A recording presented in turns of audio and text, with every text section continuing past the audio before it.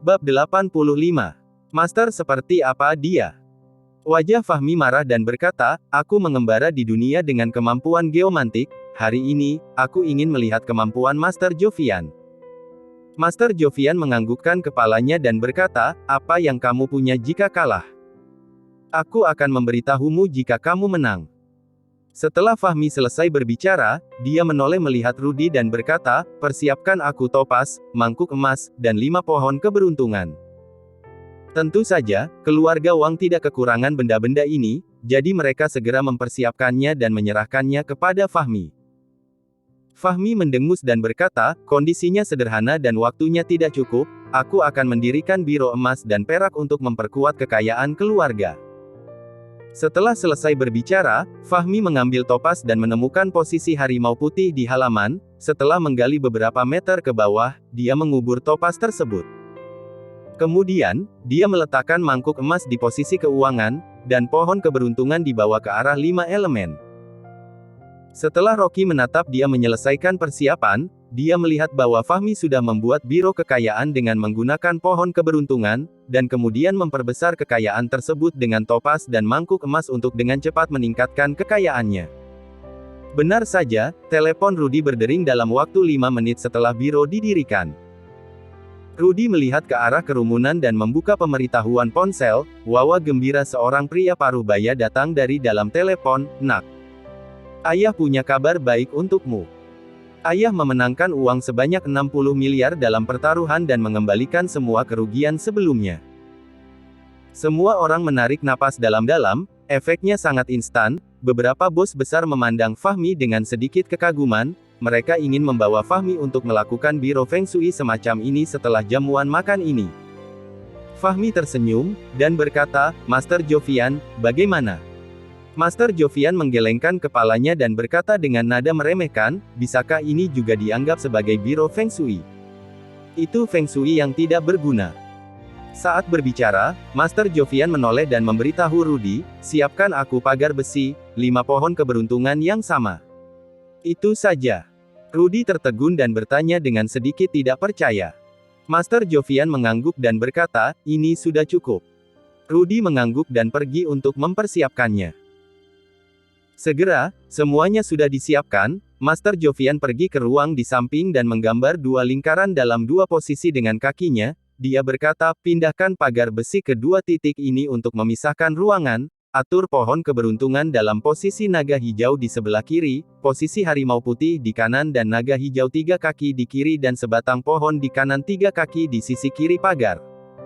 Segera, semua barangnya sudah diatur. Rocky melihat dan menemukan bahwa keseluruhan tata letak seperti busur dan anak panah itu menghadap ke bawah biro Feng Shui Fahmi. Pada saat ini, ponsel Rudy berdering lagi, dan mata orang-orang dengan cepat fokus ke arahnya. Rudy melihat ke arah Master Jovian dan setelah mendapat izin dari pihak lawan, dia mengangkat telepon. Halo, Tuan Rudy, aku orang yang bertanggung jawab atas 3 kelompok konstruksi. Baru-baru ini, kami ingin membangun dunia bisnis di provinsi tetangga. Apakah keluarga Wang tertarik? Ya, aku tertarik. Wajah Rudy memerah karena kegembiraan dan dengan cepat menjawab. Baik, kalau begitu nantikan kerjasama kita. Master Jovian berkata, apakah sudah lihat?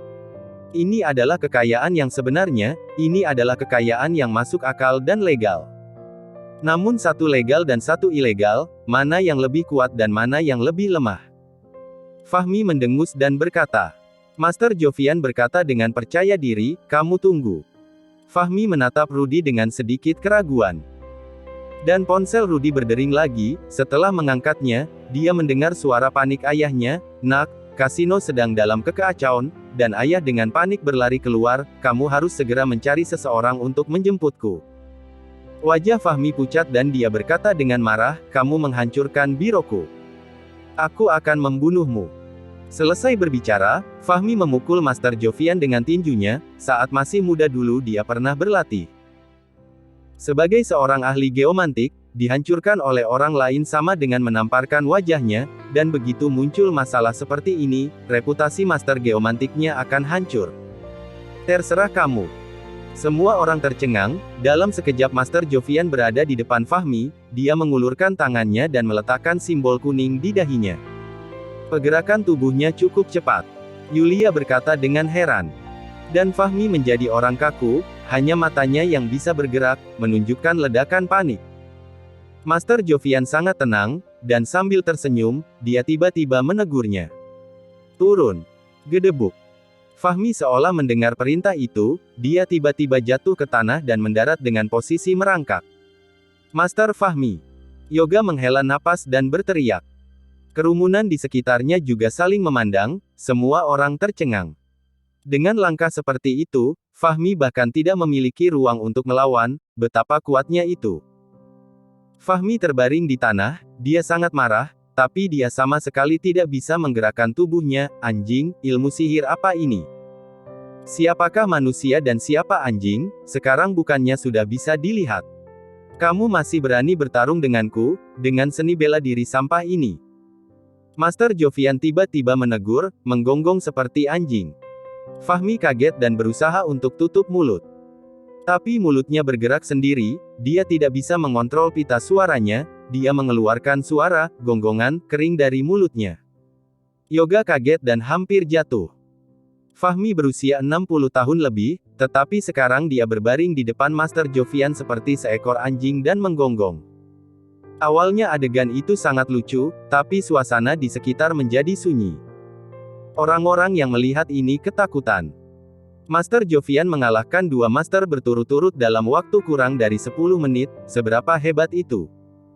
Kemampuan wayang, tidak menyangka Jovian akan kehilangan kemampuan wayang di Hunan Barat. Pemilik pavilion Treasure bergumam, wajahnya menunjukkan ekspresi terkejut. Saat dia selesai berbicara, terdengar juga suara udara sejuk di lapangan. Kemampuan wayang diturunkan dari Hunan Barat, yang awalnya merupakan keterampilan rahasia yang digunakan untuk mengendalikan mayat, tetapi sekarang sudah hilang. Tidak menyangka bahwa mereka bisa menjadi saksi, ini cukup menunjukkan bahwa Master Jovian adalah seorang Master Taoisme, sangat membingungkan, tidak ada seorang pun di sini yang bisa menandinginya. Fahmi masih terbaring di tanah, tersipu karena malu, dia sama sekali tidak bisa mengendalikan dirinya, dia bahkan ingin mati. Master Jovian melambaikan tangannya, dan Fahmi tiba-tiba merasa tubuhnya melemah dan jatuh ke tanah, dia sangat malu. Kenapa, Master Fahmi, apakah kamu puas? Rudy tertawa. Fahmi menggigit bibirnya, dan darah mengalir dari bibirnya, dia berkata dengan gemetar, puas. Melihat Fahmi menundukkan kepalanya dan mengaku kalah, suasana menjadi hening, dan tidak ada yang berani berbicara. Master Jovian sangat puas dengan hasilnya dan berkata sambil tersenyum, siapa lagi yang tidak puas? Dia bertanya 3 kali, tetapi tidak ada yang berani menjawab. Rudy sangat bersemangat dan mengumumkan dengan suara lantang, jika tidak ada yang berani bertarung, Master Jovian adalah Master nomor 1 di Suansu kali ini, mulai sekarang, Master Jovian adalah Master nomor 1 dari Suansu di Nangwang. Mulai sekarang, kita harus menghormatinya dan jika ingin melakukan sesuatu harus melapor kepadanya terlebih dahulu. Benar-benar sombong. Yulia terlihat sangat tidak nyaman dan berkata, semakin aku melihatnya, semakin aku merasa tidak nyaman. Rocky sedang tidur dengan dagu terangkat, dia membuka matanya dan berkata, kamu tidak nyaman, ayo kita pergi. Bab 86. Orang yang berada di sini belum memenuhi syarat. Rocky selesai berbicara langsung berdiri dan dia mengangguk-anggukan kepala.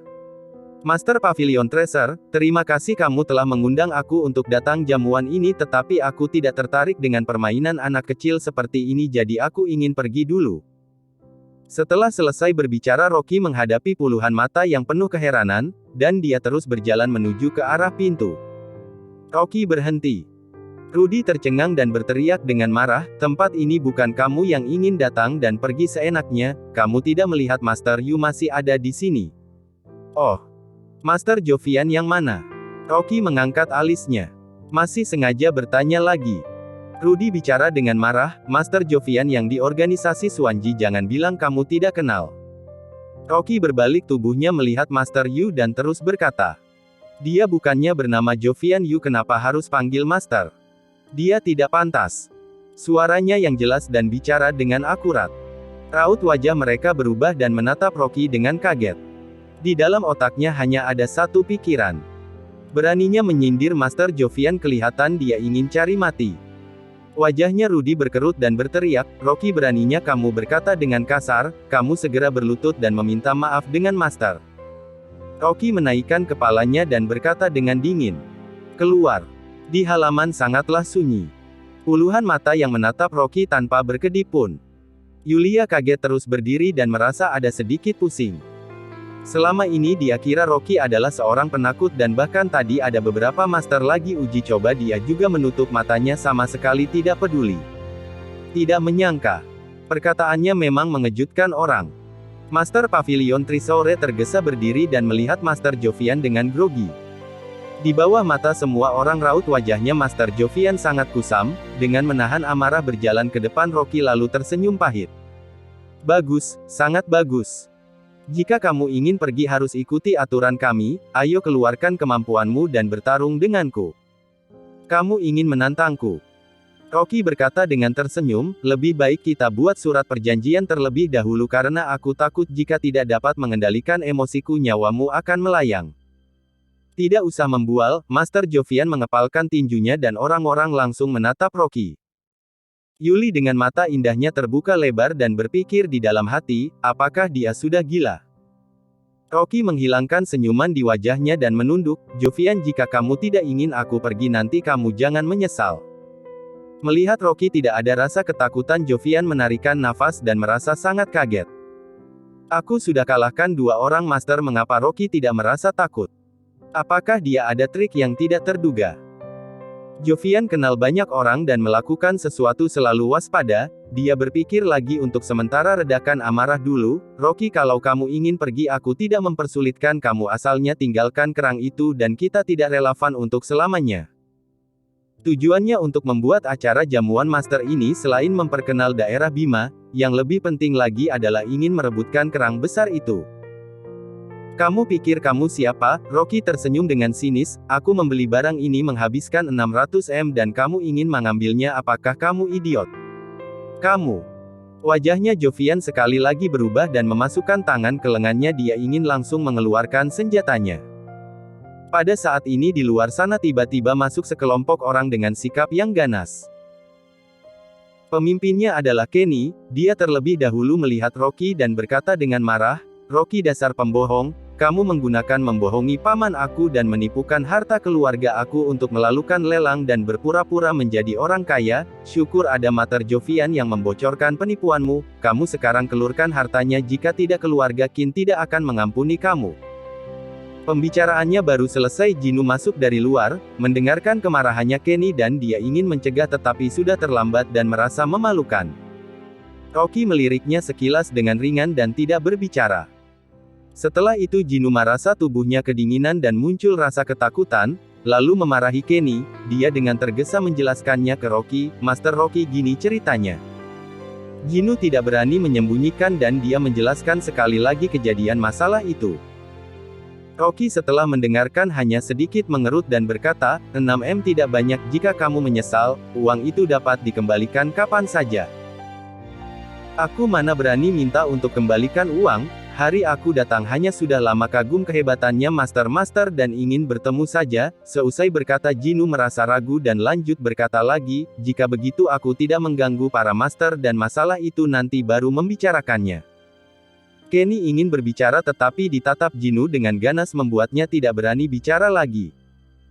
Master Jovian ketawa besar, "Tidak apa-apa jika Jinu sudah datang, biarkan dia jadi saksi, untuk menyaksikan pertarungan."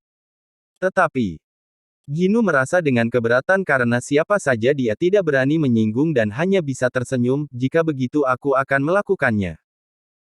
Sebenarnya untuk pembicaraan Master Jovian, Jinu masih ada keraguan, dia dengar Rocky ada mengikuti pertarungan ini jadi dia sengaja datang untuk menyaksikan pertandingan, dan melihat kemampuan Rocky sehebat apa.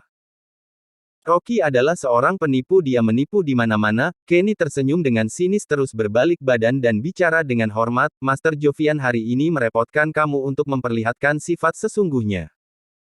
Orang-orang menonjolkan rasa kekecewaan, mereka kira Rocky ada keterampilan yang hebat tetapi tidak disangka dia adalah seorang penipu. Siapa yang mengundang kamu datang ke sini buat memalukan? Aku melihat dia tadi membual, sudah tahu dia adalah seorang penipu. Biarkan orang organisasi Suanji mengambil tindakan untuk memperlihatkan sifat asli pembohong ini. Barusan orang-orang ini semua masih mendukung Rocky tetapi dalam sekejap mereka sudah berdiri sisi Master Jovian, dan sangat membenci Rocky. Rocky menjadi objek inti semua orang dan dimarahi dengan habis-habisan. Mendengarkan suara marah yang dikeliling, Kenny merasa sangat senang. Rocky, kerang besar itu adalah harta tetapi jika ada di tangan seorang pembohong sepertimu, maka barang itu tidak bernilai sama sekali. Jika kamu berlutut mengakui kesalahanmu, aku akan meminta Master Jovian untuk melepaskanmu. Rocky berkata dengan datar, kerang besar ada di tangan aku, siapa yang ingin mendapatkannya datang ambil sendiri. Dia mengangkat kepalanya dan melihat ke arah orang-orang semua. Namun aku berpikir untuk semua orang yang berada di sini belum memenuhi syaratnya. Pembicaraannya baru berhenti, orang di sekitarnya langsung keributan. Orang ini terlalu sombong. Kasih dia sedikit pelajaran, biarkan dia berlutut dan mengaku kesalahannya. Kami semua adalah master, tidak bisa membiarkan kamu bertingkah liar di sini. Master Jovian sejenak menjadi dukungan orang-orang.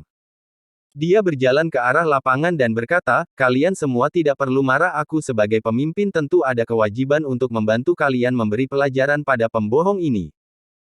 Rocky ingin jalan ke depan tetapi merasa ada orang menarikan lengan bajunya. Dia menoleh ke belakang melihat Yulia sedang menggelengkan kepala kepadanya. Tidak apa-apa, Rocky tersenyum dan menepuk tangan terus jalan berlangkah besar menuju ke arah di lapangan. Wajah Yulia memerah, di dalam hatinya merasa sangat tidak senang. Orang khawatirkan dia, tapi dia malah pergi meraba-raba tangan orang. Apakah saat ini dia masih ingin mengambil keuntungan? Rocky memasuki ke lapangan, orang sekitar langsung terdiam. Dengan permintaannya Master Jovian, Jinu juga jalan ke arah lapangan dan berdiri di sampingnya, formasi Feng Shui yang dibuat oleh Master Jovian. Bab 87. Kamu akan mati dalam 3 hari. Wajahnya Rudy tersenyum bicara dengan suara rendah, Rocky, aku ingin melihat kamu bisa sombong sampai kapan.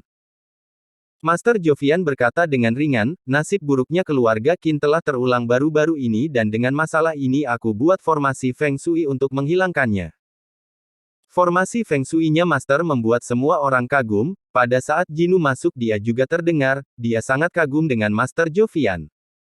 Aku akhir-akhir ini dikeliling nasib buruk, harap bantuannya Master. Master Jovian berkata dengan tenang, aku sudah membantumu meramal, nasib baik keluarga Qin sudah berakhir, sekarang aura negatif sudah penuhi rumahmu, tapi tidak menjadi masalah bagiku, aku akan menyelesaikannya. Berikan aku 3 pilar cendana, sebuah tempat pembakar dupa yang berwarna ungu emas, dan sebuah pedang kayu persik. Rudy dengan cepat menyuruh orang menyiapkan. Dan segera tempat pembakar dupa itu ditusuk dengan dupa dan asap-asap itu menaik. Master Jovian mengangkat pedang kayu persik dan berkumat kamit. Jinu yang berdiri di samping merasakan kepala pusing, terus merasakan di dalam kepalanya seperti dimasukin sesuatu. Dia terus bertahan, akhirnya tidak sanggup menahan lagi dan memohon, Master Jovian, jalankan formasi Feng Shui ini, masih perlu berapa lama lagi? Rumah kamu aura negatif sangat kuat, ini adalah tanda-tanda yang tidak baik, perlu sedikit waktu, kamu bertahan dulu. Mendengar perkataan Master Jovian seperti itu, Jinu hanya bisa bertahan. Tetapi dia semakin bertahan makin merasa seluruh tubuhnya tidak enak, tidak hanya merasa mual dan perlahan-perlahan juga merasakan pusing. Tetapi untung di dadanya seperti ada barang memancarkan kehangatan untuk melindungi bagian jantungnya agar Jinu tidak langsung runtuh di tempat. Master Jovian mengambil setenguk air dan semprot di pedang kayu persik, terus melambaikan pedangnya dan pukul ke arah naiknya asap. Pada saat pedang kayu persik melewati asap, Jinu mendadak merasakan di kepalanya dipukul dengan keras dan memuntahkan darah. Paman! Kenny kaget dengan cepat bergegas ke depan dan memegangnya. Sedangkan Jinu mukanya sudah pucat, sudah tidak berdaya lagi. Master Jovian, paman, aku kenapa bisa begini? Kenny bertanya dengan suara keras. Master Jovian berkata dengan tegas, aura negatifnya keluarga Qin sangatlah kuat, aku menekannya dengan formasi Feng Shui, karena pamanmu adalah kepala keluarga jadi yang menjadi sasaran utama adalah dia, dengan setenguk darah ini maka aura negatif, roh jahat keluarga Qin akan menghilang. Jinu dengan tubuh yang sakit mengucapkan terima kasih pada Master Jovian. Master Jovian terima kasih banyak atas bantuannya. Setelah dia memuntahkan setenguk darah ini dia benar-benar merasakan tubuhnya sangat lega. Tidak hanya begitu dan Kenny juga ada merasakan perubahan pada tubuhnya dia juga mengucapkan terima kasih kepada Master Jovian. Master Pavilion Tracer mengerutkan kening dan berkata, Jovian benar-benar ada kemampuan untuk roh jahat keluarga Qin yang begitu kuat dia juga bisa menekannya memang ada sedikit kemampuan. Orang-orang yang berada di sini semua adalah Master Feng Shui tidak perlu menjelaskan sudah tahu Jovian telah mengusir roh-roh jahat keluarga Qin orang-orang yang menatapnya semua merasakan kekaguman. Paman mari kita duduk di sana. Kenny ingin membawa Jinu pergi ke samping untuk istirahat. Jinu mengangguk dan tidak melihat Rocky lagi. Sudah sampai giliran aku. Rocky berjalan masuk ke lapangan.